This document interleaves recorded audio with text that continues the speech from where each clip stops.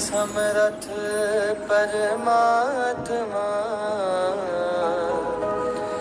हे निर्गुण निरंकार,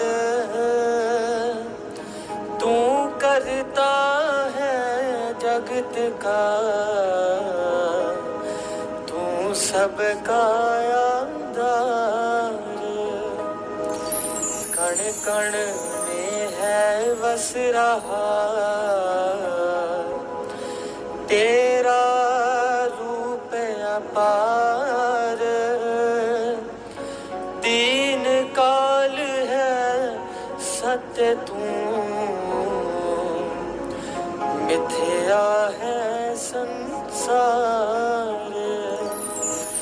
घट घट वासी है प्रभु, अविनाशी करतार।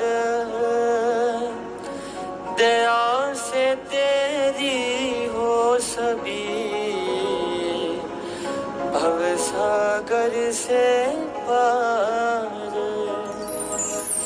निराकार साकार तू, जग के पालनहार। है बेअंत महिमा तेरी, दाता अपरंपार। परम पिता परमात्मा, सब तेरी संतान। भला करो सबका प्रभु, सबका हो कल्याण। भला करो सबका प्रभु, सबका हो कल्याण।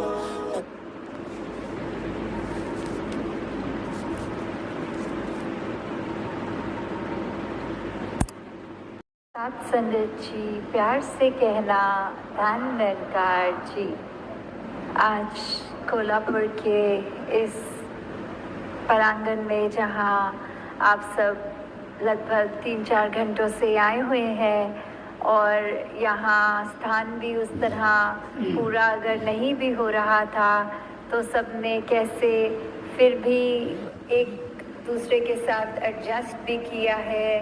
कैसे वो उसको ये नहीं समझा कि ये तो बहुत ही ये ठीक प्रबंध नहीं है, ये अरेंजमेंट्स कुछ ठीक नहीं है, पर संतों की तरह वो जो संतमति से एक दूसरे को पहल देते हुए, यही इसमें एकदम प्यार से एक दूसरे का सहयोग करते हुए कैसे यहाँ एडजस्ट भी हुए हैं और आराम से बैठ भी गए हैं।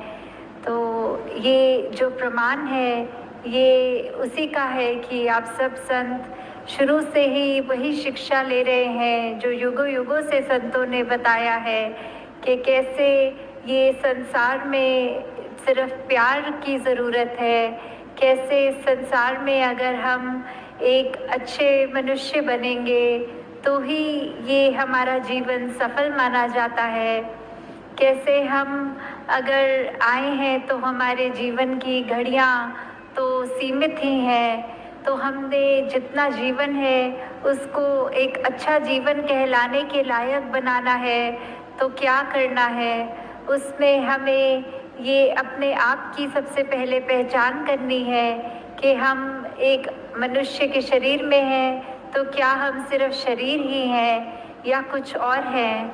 तो अगर इसी को ज़्यादा गहराई में लेके जाएं तो बात वही है कि ये परमात्मा जो है ये पूरे ब्रह्मांड के एक छोटे छोटे कण से लेके बड़े बड़े प्लैनेट्स और हर एक चीज़ में है।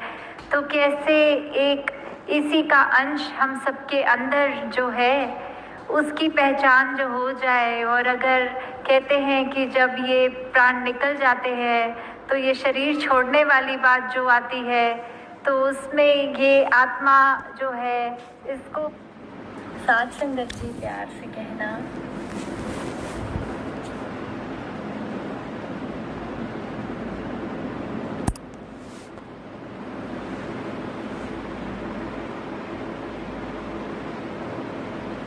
उसमें ये आत्मा जो है, इसको जब पता लगता है कि हमने कहाँ जाना है, कहाँ से आए हैं, तो वो पहचान जीते जी ही करनी होती है। ये जो हमें सांस सभी मिली हुई है, इसका पूरा फ़ायदा उठाते हुए अपनी पहचान, इस परमात्मा की पहचान कर लें। तो कैसे ये जीवन में हमें जहाँ एक मनुष्य बनने की बात है, तो ये गुण कौन से हैं जो हमें वाकई मनुष्य बनाएंगे, क्योंकि देखने में तो हम मनुष्य ही हैं। तो फिर ऐसे क्यों कहते हैं कि ये तो पशु के से भी ज़्यादा खराब है, ये तो एक हैवान की तरह कार्य कर रहा है, इसका सोच, इसकी बोली तो बहुत ही खराब है। तो ऐसा क्यों होता है कि हम मनुष्य हैं फिर भी ऐसा व्यवहार करने लग जाते हैं? तो ऐसा व्यवहार अगर हम करते रहेंगे तो हर कोई जो भी हमें मिलेगा वो हमारे से एक पीछा छुड़ाना चाहेगा। वो कहेगा इस इंसान के साथ तो 10 मिनट भी बिताना मुश्किल है, ये तो बहुत ही ऐसी बातें बोलता है जो मन को ठेस पहुंचती है, या कुछ ऐसा कार्य करता है जो अच्छा नहीं होता। तो कैसे हम इस ऐसी अपनी एक नेचर से हट के एक वाकई ही असली मनुष्य वाले कैरेक्टरिस्टिक्स, एक वो गुणों को अपनाएं?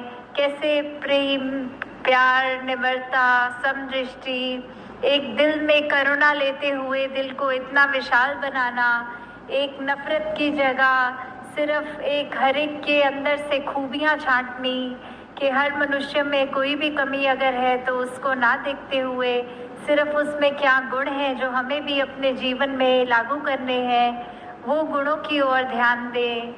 कैसे एक अगर उदाहरण है कि तेज़ाब होता है जो एसिड, अगर वो किसी भी बोतल में है, वो चाहे इतनी सुंदर बोतल भी क्यों ना हो, हमें अगर प्यास लगेगी तो हम वो तेज़ाब की बोतल चाहे कितनी भी आकर्षित लग रही हो उसको खोल के नहीं पिएंगे। हमें तो पानी चाहे ऐसी बोतल में भी मिल जाए जो दिखने में बहुत ही खराब हो, पर हमें पता है पानी के गुण क्या है, ये पीने से हमारी कैसे प्यास बुझेगी। तो हमने अपने आप ही वो पानी की चाहे एक साधारण लुकिंग बोतल ही हो उसी का चुनाव करना होता है।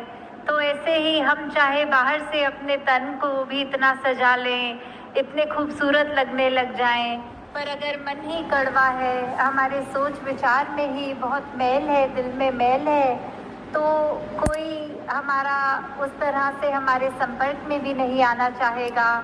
जबकि अगर मन साफ हो तो फिर हम दिखने में चाहे सुंदर हो ना हो तो एक वो फर्क नहीं पड़ेगा, क्योंकि हर कोई फिर हमसे वो एक खुशबू ही एक हमारा ग्रहण कर पाएगा। तो ये अगर हमें विचार अपने अंदर हमेशा रखने होते हैं तो उसके लिए क्या करना होता है?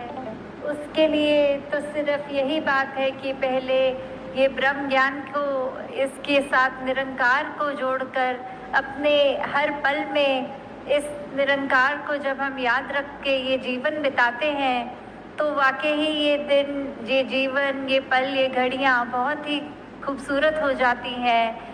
हमारे अंदर ऐसी अच्छे गुणों का एक असर दिखने लगता है।